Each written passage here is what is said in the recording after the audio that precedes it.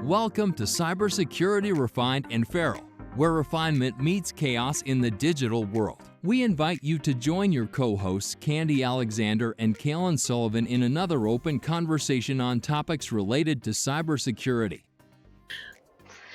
Welcome to Cybersecurity Refined and Feral. I'm Cailin Sullivan. And I'm Candy Alexander. We are really excited to have our guest with us today, Nate Lee, whom I had the pleasure of working with on the CSA, Cloud Security Alliance AI research working groups. He and I had the pleasure of being in a couple of groups and, just really aligned with our thoughts and approaches. So I recently saw that Nate posted on LinkedIn that he presented, I think it was at the San Francisco B-Sides event, on the topic of using the power of persuasion in cybersecurity. And it really sounded like something that we love to discuss here on our show, having, again, to do with the softer side of cyber. So with that, welcome, Nate, and please tell us a little bit about yourself and maybe do an introduction of what the heck do you mean by the power of persuasion? Sure. Well, thanks for having me on. I'm super excited to be here. I've been in security for, 10 or 15 years or something, but I've been doing engineering and general tech stuff before that. Been a CISO for the last 10 years and then started doing fractional CISO work about a year and a half ago. And then half a year ago, founded TrustMind, where I'm now building automation on security questionnaire stuff. So I guess it's sort of a long, windy route to end up here. And when it comes to the talk and that I gave at B-Sides, it partly was because I very much did not want to give yet another AI talk. Since like 70% of all the talks, and it's kind of what I've been doing lately. But it's also one really interesting because, well, I just find all the psychology and neuroscience stuff very interesting, but also it's really an area that I think a lot of security professionals sort of neglect because we get all focused on like controls and patching or something. And this is stuff that just you can integrate into your day-to-day work and be much more effective. It probably makes your work a lot more enjoyable, more generally. And it's just something that I don't think a lot of people pay attention to. So I thought it would be an interesting talk to put together. Well, how interesting. Yeah, I think you're dead on there because, I've said over the years, for whatever reason, that we in cyber, I'm going to say it, we're kind of like socially challenged, shall I say, and working with humans and our coworkers and Lord help us if we should have to talk to other business people. And so what really do you mean with the power of persuasion? Because, one of the challenges I have always had is selling cyber or, myself, or because I am very facts and figures and all of that. So what does that mean to you really at the most simplest form, the power of persuasion? I mean, at the end of the day, it's really just understanding sort of how human brains work, right? Because in security, we sort of are, we're in a unique place because oftentimes you have all the stuff you need to get done, but you're not the person supposed to do it. And the people who you need to do this work, whether that's marketing needs to go kind of make sure that they're dealing with privacy correctly, engineering needs to fix vulnerabilities, whatever it is, like they don't really have to do what you're telling them. They don't report to you, and yet at the same time, you're responsible for them doing all this stuff. That makes persuasion a very, very important skill to have because you can't succeed just by telling people to do stuff when they're probably extremely busy.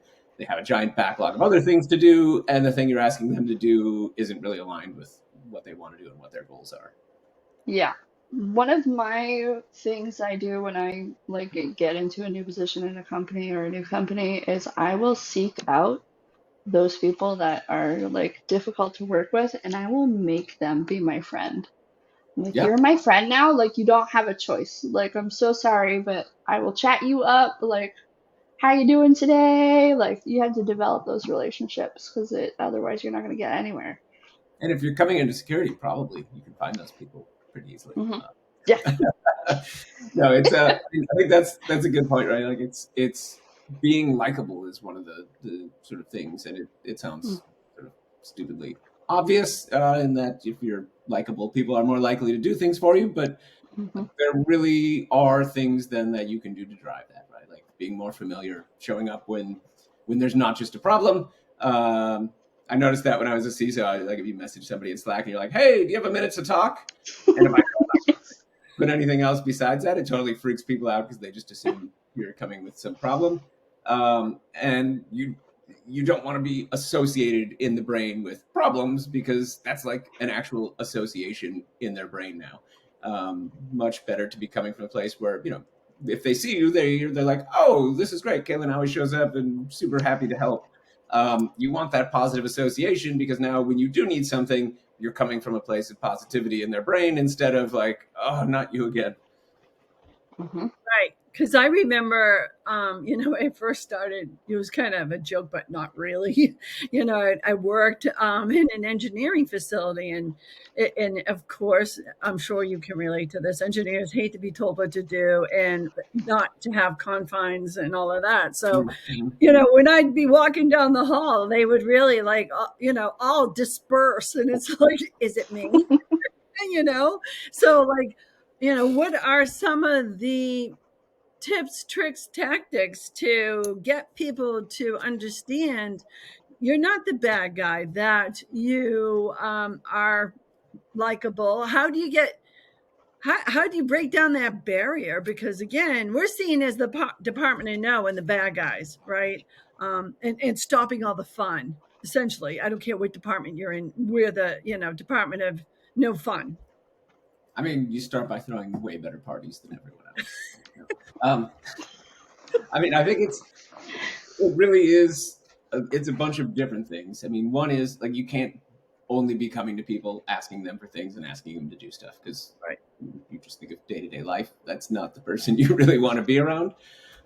So there's lots of little things you can do. I mean, one is like Cailin mentioned, like just building relationships, being out there, being friendly, being generally likable is a great start.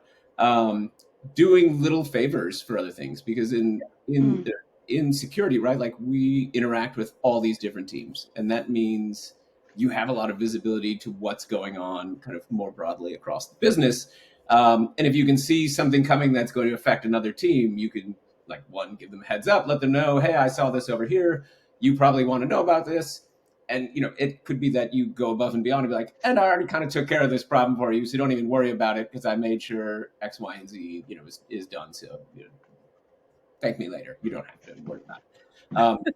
And that kind of triggers, and this gets into the psychology bits. One of the strongest forces in our brain when it comes to this sort of stuff is reciprocity, where if somebody does something for you, like you feel deeply obligated, and it's just something that's ingrained into all of us from the time we were little. Like say thank you if somebody does something for you. It's why Costco, they hand out free samples all over. If you go to a store, like there's plenty of studies on this, the store that hands out free samples, their sales of those, whatever it is, even if people don't think it's necessarily good, sales will go up like 180% because people just feel obligated, like, oh man, they gave me something, I should probably like buy it.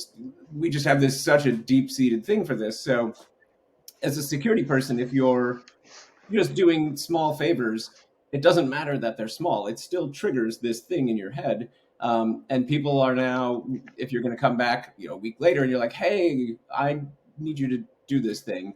And it might be kind of painful. Like they're going to feel they owe you something, whether or not you want to exploit that, there's a lot of stuff here as well, but it is a thing where they will remember and they will have this sort of deep seated thing in their brain that, hey, you've done like three things for me and I haven't done anything for you. Okay, I just need to do this for you. So like that's some of the stuff. There's a lot of other things, but that's one of the big ones, I would say.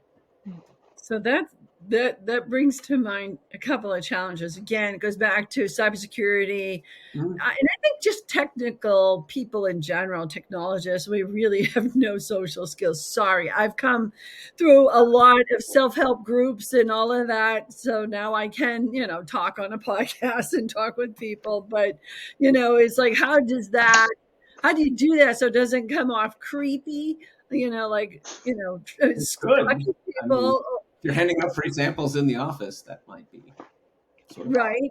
Um, yeah, I mean, Just do a bake I sale. mean, just sort of how you are, right? Like I don't do this stuff because I'm trying to get stuff out of people. I do that because I like helping people. And you Right. need to kind of come from that place and get your head into that place.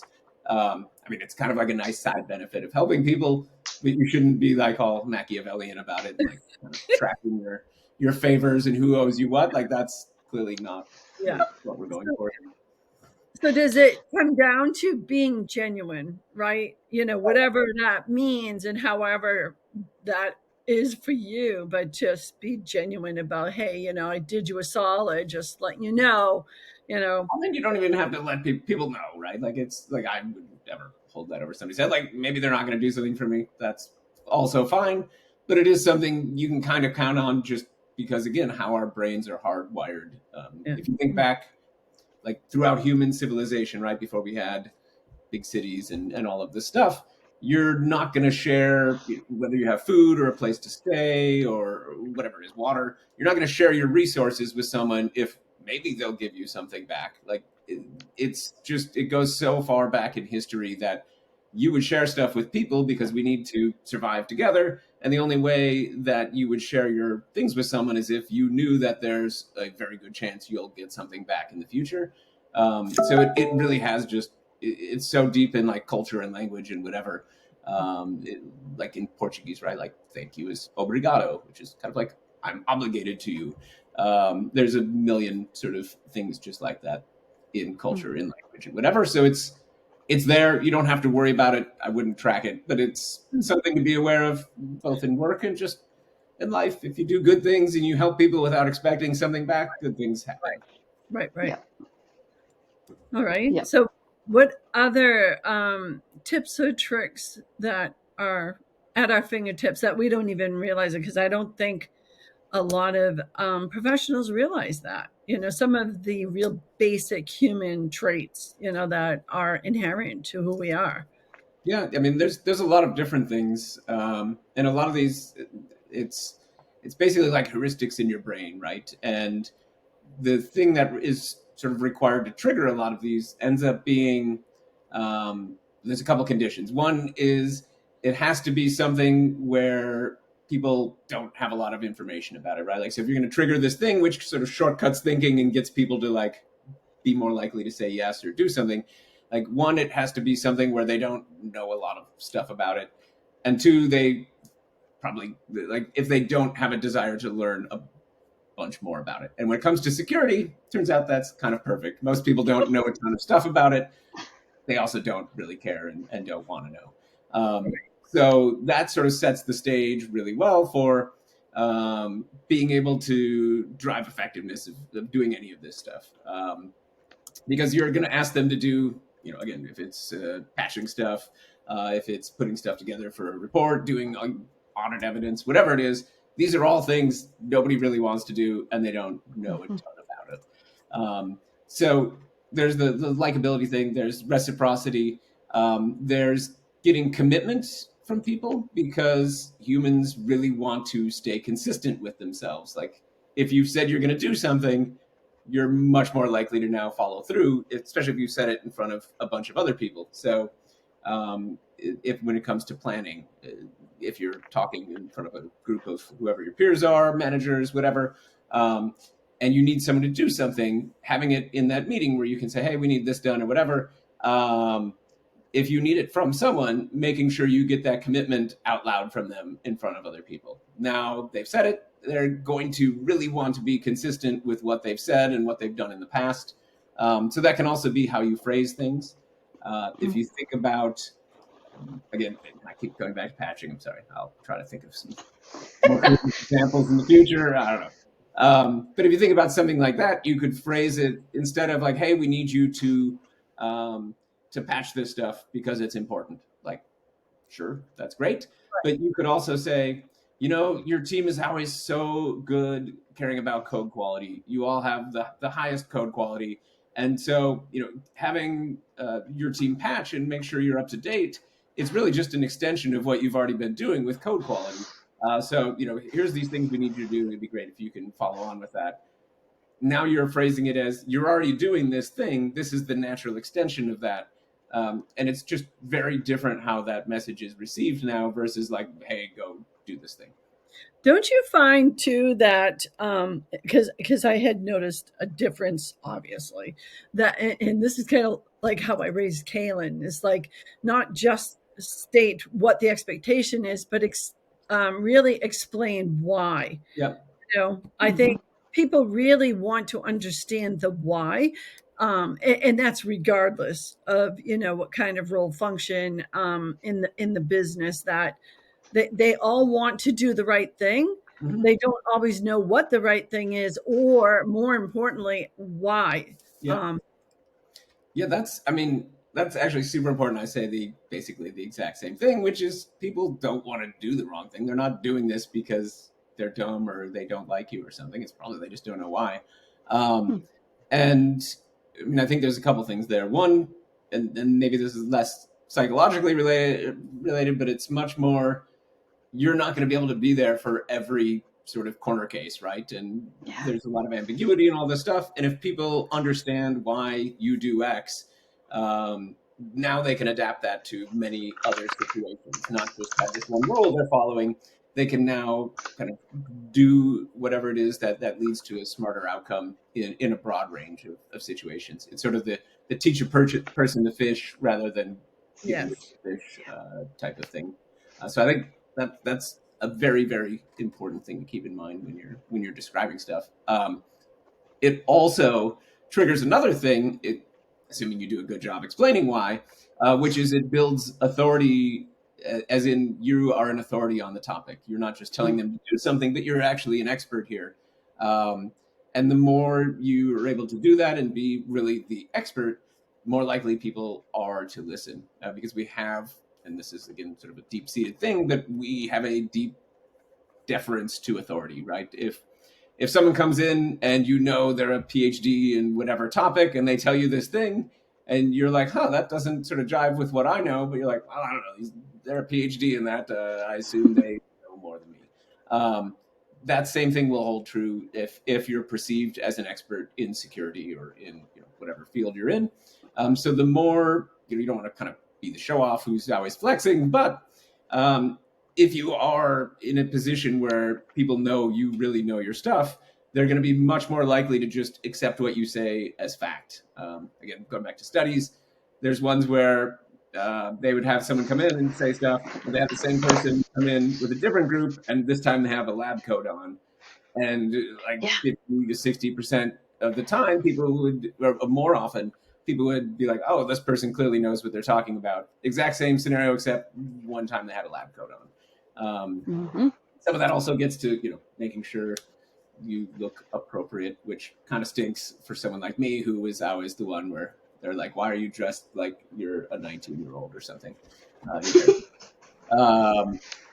It's awful that that's how things work, but it is how things work. And you can make your own decision what to do about that, but you should at least know that people are subconsciously judging you, and it's not their fault. It's just the way our brains work.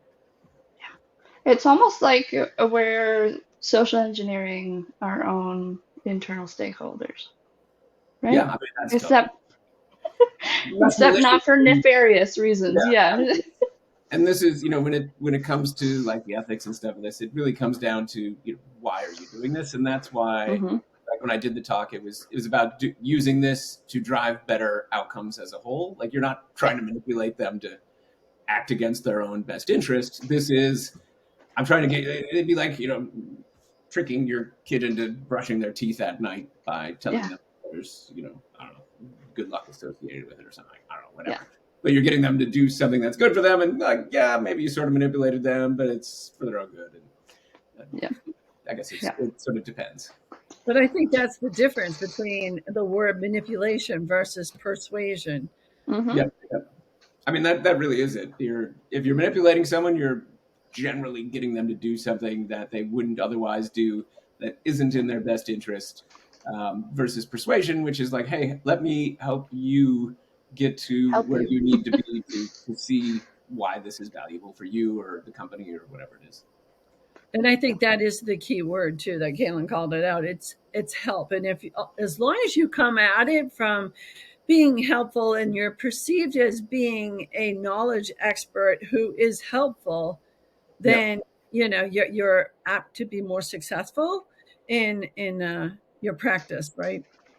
Yeah, and all these sort of mix together, right? Like they compound on each other. Because going back to the beginning, like, oh, and if you're likable on top of that, obviously that's going to be more helpful. Like, oh, here's someone who's likable, and oh man, I owe them because they've done like 3 different things for me in the last 2 weeks, and they are an expert, and so they do know more about this than me, and said this is super important, and I committed to it last week. Like, if you had all that stuff stacking up, you're very, very likely going to get the outcome you were looking for, as opposed to just rolling up to somebody who you've never talked to and be like, hey, I need you to do Right. That was me. I would be like, who are you? No. and it might be the right thing to do, and it really might be super important. But no. At the end of the day, that doesn't totally matter as much as you're dealing with a bunch of humans. We're Yeah. very non-deterministic, and like you need to understand how the system works so that you can work the system. Maybe that's phrased awfully, but work the system in a way that drives to the outcome you're most looking for. So speaking of systems, though, are there different types of like cultural aspects that we need to take into account too when it comes to persuasion? Like Um, different I'm societies and cultures? sure there are. Well, I mean, definitely there are. Like, there's certain cultures where people are much more straightforward, Mm. and like they're just not going to talk around stuff. They're just like, I need to, and then you need to, like, that's just the expectation. There's others where that people expect a bunch of small talk first, which probably goes okay actually in Right. most Mm. cultures. But you just, I would say the biggest thing is to be sensitive and aware of the fact that different Right. cultures are going to be different, because you're not going to necessarily know what those differences are. But it's being aware that they exist, and so you can kind of get a feel for that of like, oh, I'm not used to talking to someone from Scandinavia, and they're more closed off at first, and I need Hmm. to uh, deal with it this way, versus if I'm dealing with the Israeli development group, they're just going to come straight at me and expect me to tell them what they need, Right. and they don't want to Chit chat. chit chat a bunch about this. Yeah. Some people might be like, wow, that was really direct, that came off as cold, and it's like, no, that's just culturally how things are Hmm. done. So being aware of those differences is kind of Yeah. the main thing, because then, one, you aren't shocked by it and think, wow, this person's weird, and two, you can adapt however you're dealing with that group to however that group expects kind of the Yeah. norms of conversation and how things are done there. Yeah. But when we talk about culture, that I think we also need to recognize that there's a corporate culture Hmm. and there's an industry culture. So Yeah, I yep. think, yeah, I really need to understand the environment before you start really working, some of these, powers of persuasion. But one thing that I think overrides all of that is, again, some of my core fundamentals are transparency, Mhm. honesty, honestly being honest, and also I think being kind and coming from a Yep. good space. Those are things that are attributes, characteristics that you can't necessarily mask, or you can't mask for long if they're not genuine. And so Yep. there Yep. comes that genuine factor, right? Yeah, Hmm. I mean, all super, super important. And just because, you're adapting to whether it's like the geographical culture or the company culture or the industry culture, that doesn't mean you're any more or less authentic about it. It's just, Right. I guess it ties to like read the room.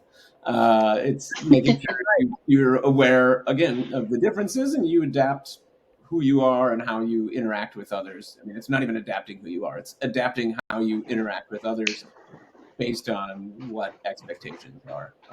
Yeah, and like the things that you mentioned, honesty and kindness and all that, like those are sort of foundational bits of who you are that aren't necessarily going to change. It's really, like, I guess we get sort of technical, it ends up being sort of the shim between who you are and how your inputs and outputs are received on either side. So you're just kind of translating all of who you are into the particular situation. So it's just being aware of how those messages might be received and adapting them accordingly. So when we talk about the way messages are received, I think that that's another important aspect, is to really understand, kind of like when you do public speaking, understand your audience. Mm-hmm. Really understand when you go to do participate in a development stand up, don't stand there or whatever and represent security and say you need to fix this and you got to do it now. You really need to understand all the factors involved in making the decisions of that, the engineering group, that they're being pushed on for driving new features, and it might be because to increase revenue. So I think we need to understand and read the room, as you said, like what are they dealing with. We can't just go in and just say, hey, how's your day today, and you think maybe we could get this into that stint or into that sprint. I mean, we really need to understand, again, culture, environment, and who is on the receiving end, or who we're asking, right? Absolutely. I mean, like empathy is a huge one, right? And it's just Yeah. understanding the other people's situation. I think if the situation was reversed and we weren't in security and we were on an engineering team, like it's not super difficult to imagine you don't want someone coming in to do any of those things. And there's other stuff, like if you were going into a situation like that, right? Like being able to talk about how you've worked with other engineering teams and understanding, hey, like I know you're all totally backed up and your sprints are booked for the next 3 months. Here's how some other teams we work with do it. They allot 10% of time every sprint so that you're not stuck wiping out a whole sprint at the end, like whatever it is. And something like that, you're also calling in social proof, which is, hey, here's how everybody else is doing it. And we all know peer pressure works pretty well. Surely we've all bought some pair of jeans or some brand of clothes because like all the other cool kids had it. So you can kind of use that same principle of like, hey, here's how the other engineering teams have done it. Maybe that can work for you if we adapt that to your specific circumstances. Well, I think you raised two things, and that was the social proof, because I've had many times talking, especially with engineers, that's like, they're like, no, we can't do that. But it's like, I know you can. So you end up in a standoff, and that's not where you want to be, right? And so then, I think, one way to divert that type of standoff situation, the showdown in the, in the standoff, is, to maybe begin the conversation, help me understand what some of your challenges are. So you're coming at it, like you said, more from an empathy and one of help and assistance, as opposed to telling people. So just changing the words and changing our conversation a little bit, really brings the temperature of the room down a bit, as opposed to like the atomic bomb going off, right? Yeah, well, and that's, I mean, I think the exact words you used, I'd written something about that on LinkedIn maybe a month or two ago, because beyond just trying to persuade other people, I think that actually those words are so good for anything. The help me understand the exact concern here, because often when people say things out loud, then they realize their objections or whatever they're pushing against maybe doesn't sound so good. They might say it to you, oh, we can't do that because this. And then and this could be if you're a software vendor, right? You're selling to an enterprise, and they're like, well, we need you to do this, this, and this, and there's some crazy control they want you to employ. And you're, instead of saying, well, we're not going to do that, that's dumb, which probably you're thinking in your head. If you instead say, well, help me understand the exact concern we're talking about here, because I really want to understand so we can make sure we're addressing this cleanly, then you find out like, oh yeah, I mean, maybe we don't need to lock USB drive or ports down because no one actually uses USB drives anymore. That's like a Mm-hmm. requirement you have from 1999, and it just is still there. So being like, it's a nice way to surface that without calling an idea dumb. It's just, the more people say things out loud, the more easy it is for them to sort of recognize, and you can come to a better solution in a lot of cases. I just laugh so hard because there's been the security questionnaires. It's got to be some kind of standard like SIG that gets sent over, that literally says like, do you have mainframes in your network, or like all They're this super so outdated big. stuff. We just don't know what to do with them. They're so big, and the waste place won't take them. And Yeah, what they're here. Yeah, I mean, this is where I'm building a whole thing right now, dealing with security questionnaires, because it's just, it's like a thing where I'm permanently just annoyed by what's in there and the whole process. Yes. And I'm like, everybody's hand waving on both sides. How many people in the enterprise have ever turned down software because of something that came up in these things? And if you're on the receiving end of those, you filled out hundreds of them, and you're like, hey, I have 100 of them I've filled out. Can you have these? And they're like, yeah, but ours is in our format. We kind of need Yes. to do this. Yes. It's Yep. Of mostly course. ridiculous, and everybody knows it, and that's just so dumb. So yeah, talking about a use case for power of persuasion, I think that's going to be, definitely a draw on that conversation, because there's no way around getting out of that. And so that brings us to like, what do you do when there's like a standoff, and there's no movement on either side of the ask, because let's face it, persuasion comes from an ask type of situation. Yeah. So where do you go on that one? Do you pick your battles type situation, or I mean, I'd say very much it depends sort of answer, because it's going to be very situationally dependent. But ideally, you've set the stage to minimize that happening, right? Like the more you're kind of being aware of all these things, you're aware of what that team has going on. yes, You have the empathy for what they're doing. Like all of these things, it makes it so unlikely that you're going to end up in a standoff. Like I can't even think of the last time where I've ever been working with a team and they're like, well, no. And I'm like, well, yes. And then we're just staring at each other. I think that is much more a symptom of not actually doing these things than it is that right, it's something you'll still run into. I mean, there's other things we can talk about that you can kind of do to, again, minimize that risk.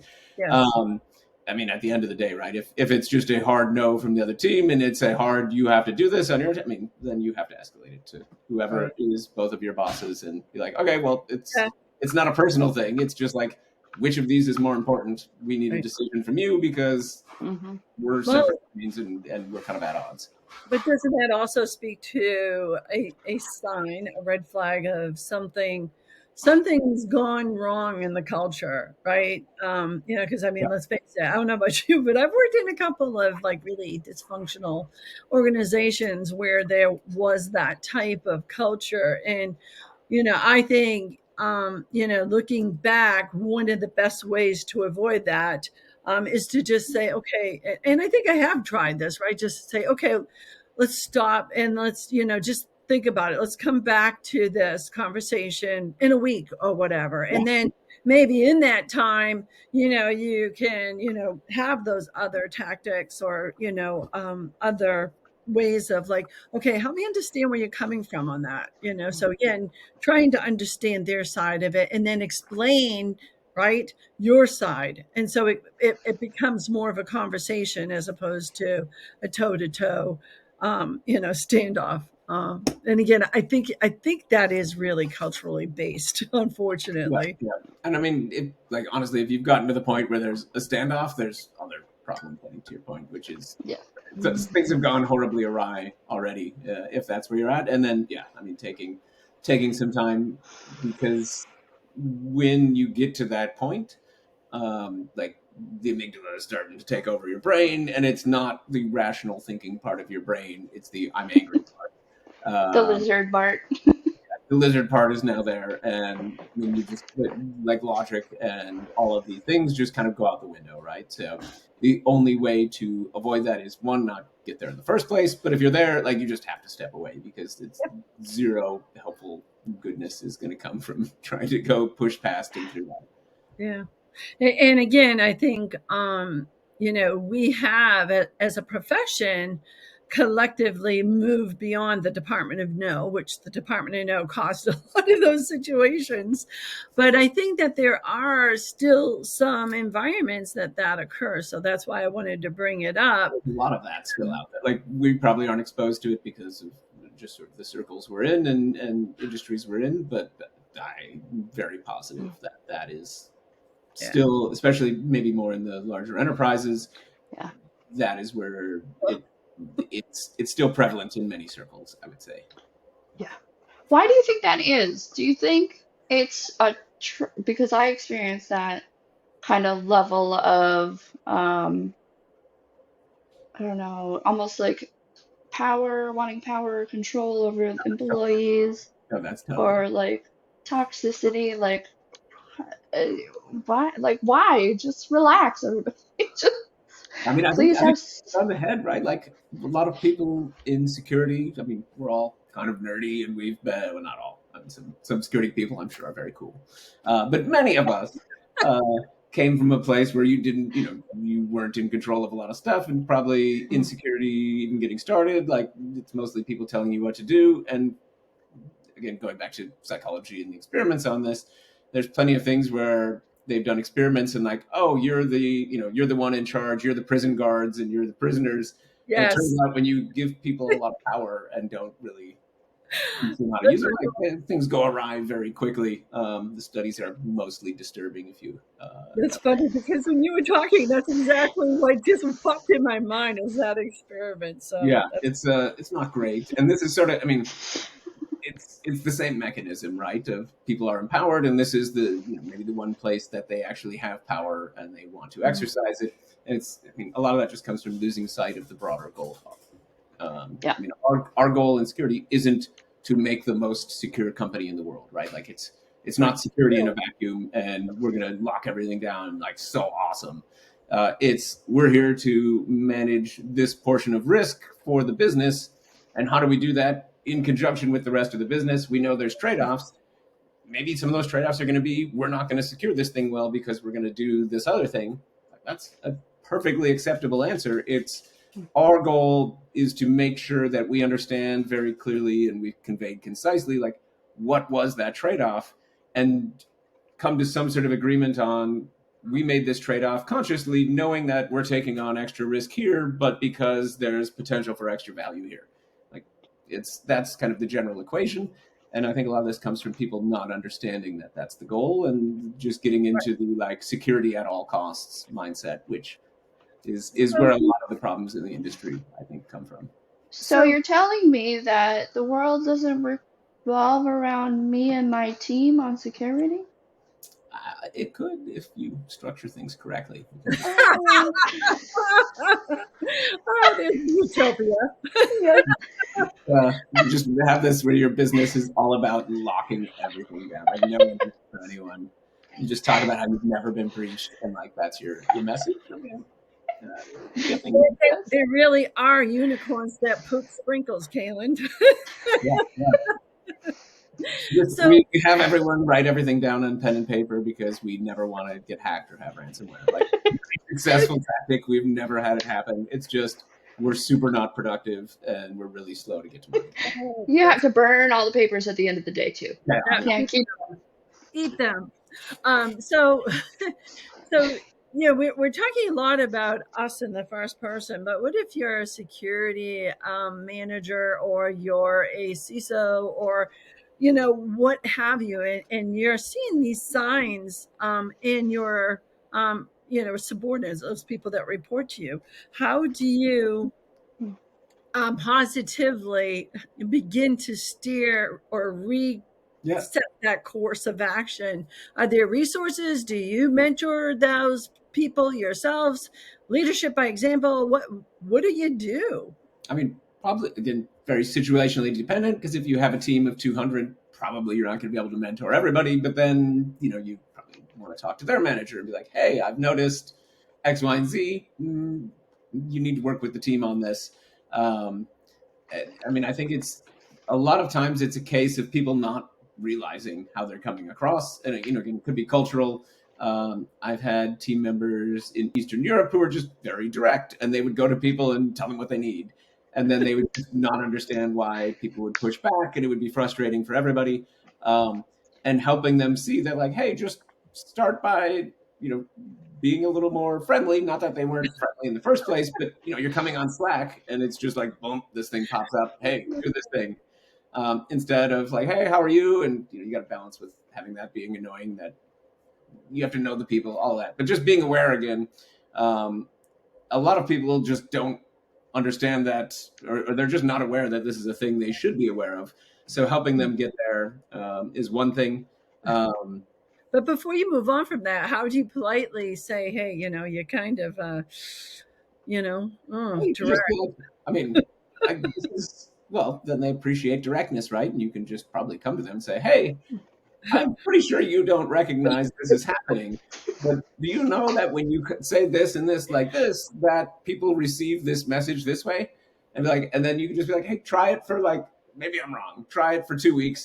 Just do this instead and see if you notice the difference, because that'll be the biggest thing to persuade them. The other thing, though, that you can do is, and this is something I've done in my teams before, is, how do you measure this, right? Because it's very qualitative. It's hard to really kind of put any numbers on it. But I've found that NPS, the whole thing that marketers use to see, or maybe not product, but like product people, to see if how satisfied you are with the product. If you think of the service your team offers as the product, like what we've done in the past is send out surveys to basically everybody in the company of like, hey, how likely are you to recommend to a friend or colleague working with our AppSec team or working with our compliance team or whatever? And they get a 1 to 10. Again, culturally, very different, because, the Danes will give something a 7, and that means like super good. And the Americans will give everything like 10, even if they were like, yeah, it was okay, but like, good job, whatever. We actually had to adjust that for geography, interestingly enough. But like that, if now this is a metric that you're watching and you're doing quarterly surveys, this will show very clearly if people recommend working with your team to others. It's it's a very unassuming question. So it's not like about a person. It's not saying they're good or they suck. It's just how likely are you to recommend working with them. That gives you a pretty good leading indicator of many other security outcomes, because if everybody's super likely to recommend working with your team, that means they're going to come and talk to you more proactively. Like, oh, we're thinking of building this thing. Can you help us look through this, instead of like, hey, we're deploying Friday. Did you guys want to look at this? Like, that's a big difference. And if they like working with you and they enjoy it, they're going to be way more likely to bring you in earlier. And this is like such a good leading indicator for just all the other positive outcomes. I can't say, though, Nate, unfortunately, that a lot of groups really look at those type of metrics and outcomes. Unfortunately, maybe it's even like a regional thing here in the States, or back to industry or whatever. But it's kind of like everybody's like, buckle up and get the job done, and everybody just it's expected. Everybody just play nice together. I think that's a terrible thing to just expect. Is like, it's a good expectation to have your team, but it's terrible to expect that that's actually happening, because it's not, unless you've really spent time on it. Right. Definitely a cultural thing per work or employers. Yeah. And I actually don't really know any other people who use the NPS survey that way, but I don't know why, because I actually think this is if I was going to measure one thing about my team to see, at least in the sort of startup-y culture, but I can't imagine it wouldn't be the same elsewhere. Like, this would be the one thing I would measure, because it captures everything. If everybody if engineering likes working with you, that means your team's probably pretty technical and doing a great job working with engineering and understanding their concerns. If marketing likes working with you in sales, like, you're probably helping enable a lot of sales, which is great. You're driving, it captures all of this stuff in one number. And I think, if I had to pick one, this would be the one thing I would measure for my team. Yeah, I think it's really smart. Yeah.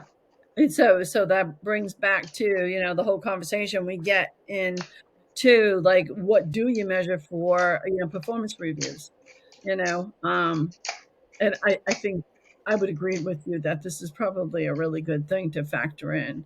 And it would build, because it's another thing I'd say too, is that you have to be the person to start the change.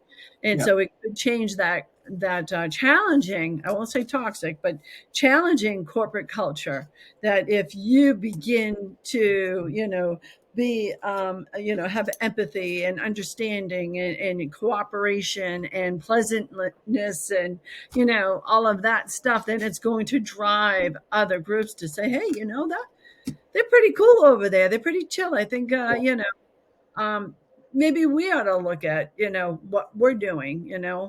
Why does sales hate engineering? Whatever. Yep. Yep. And begin to have those conversations, because that's another thing too, is it's all about getting people to talk to each other, to understand where they're coming from and understand the challenges and to help each other, right?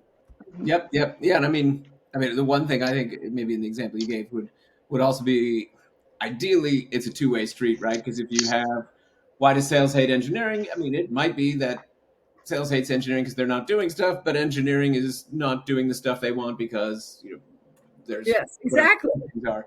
Um, and I mean, you got to start somewhere. So I do it with my team, but I mean, I Mhm. think there's a lot of benefit in seeing how those relationships are. You can find out where is there a problem, because then where there's a low score, you'd be able to look in and kind of understand, okay, well, what is causing this, and helps you at least surface that where it's not going to be surfaced really any other way other than anecdotal, like, those people. Yeah, I have plenty of that. Anytime you hear those people, that's probably a good sign there's. Yeah, exactly. Yeah. Well, a lot of times I say that in jest, I just mean, to get, I'm saying that in jest. I'm like, oh yeah. yeah, you know Makes those. people pay attention though. Although I'm Yeah. usually also, if I'm honest, probably only half joking when I say that. I really do mean sometimes those people. Just the worst. Hmm. So Oh, I think we're going to try and wrap it up with one last question, and that's going to be, if our listeners could take one thing away from this conversation today, what would that be from your, or what would the best thing be from your perspective, Nate? It's a great question. I mean, I think it's really to, and maybe this won't age well with the whole AI coming to replace us all, but I mean, it's to remember that corporations, teams, and we're not just working on the systems that ostensibly we're here to secure. The system is really everything all working together, and that's the people that build it, the people that support it, maintain it, that are designing it, that are selling it. Um, and you have to remember that it's not just this deterministic system, and it's not a binary like, is it secure, is it not secure. Um, it's much more about you're interacting with the system, as in all these constituent parts, the humans, the processes, the technology, all of that. And you need to kind of make sure you're coming from that place of this is what you're interacting with, not you're not just interacting with servers and cloud functions, or whatever it might be. It's all of this as a whole, and many of these pieces are not deterministic. I guess more and more so with AI involved now, and you really need to understand how the system as a whole works, not just the technical parts. Because if you're doing that, you're covering some percentage, and maybe it's even like a reasonably large percentage, but the reality is you're leaving another large chunk out. And if you're just ignoring that, there's so much stuff you can do to make your own life easier by just being aware of that and kind of accounting for that in how you talk to people and how you interact with people and how you think about building processes and how you measure them and like all of the things. It's not, it doesn't add any extra work for you. It's just approaching the work differently, and it leads to so many greater outcomes, and just it makes your life so much easier that people should just really try to spend the time to be more mindful of the stuff we talked about, and just of the humans more generally and how you interact with them, because none of us can do our jobs alone, right? Like it's the job in security is very, very much an influence job of you're trying to influence everyone else to do the right thing that leads to better security outcomes. And it's not like you're the one running around and making everything secure by yourself. Like that's not Yep. a way that any of us work. So I think that's probably the biggest message I would say. Oh, I think that's pretty profound. And so with that, Nate, High praise. so if people wanted to get a hold of you, you do again offer a presentation on this. So are they able to reach out to you, connect with you on Yeah, LinkedIn? How on LinkedIn. I mean, that's probably best. Send me a message on LinkedIn or Nate@trustmind.com if they want to email me, because some people probably like that better. I don't know. Yeah, either are fine then. Nate@trustmind.com, right? That is it. All right, we'll be sure to put that into our description as well. So, again, thank you very much for joining us today. This has been a lot of fun. I appreciate Thanks. your We're perspective. happy to be here. Absolutely. So, again, we hope that our listeners have found this conversation insightful, and we would really appreciate it if you could like and share and give your comments to the section below. Follow us on LinkedIn, and again, don't forget to subscribe to our YouTube channel, where you'll find this and many other more profound conversations, such as this, through either the Cybersecurity Refined and Feral podcast or our Cyber Luminaries History and Heroes series where we talk to some pretty cool founders of our profession. And with that, we'll go ahead and end it with our sign off. And that is, until next time, stay secure, stay refined. And don't be afraid to get a little bit feral.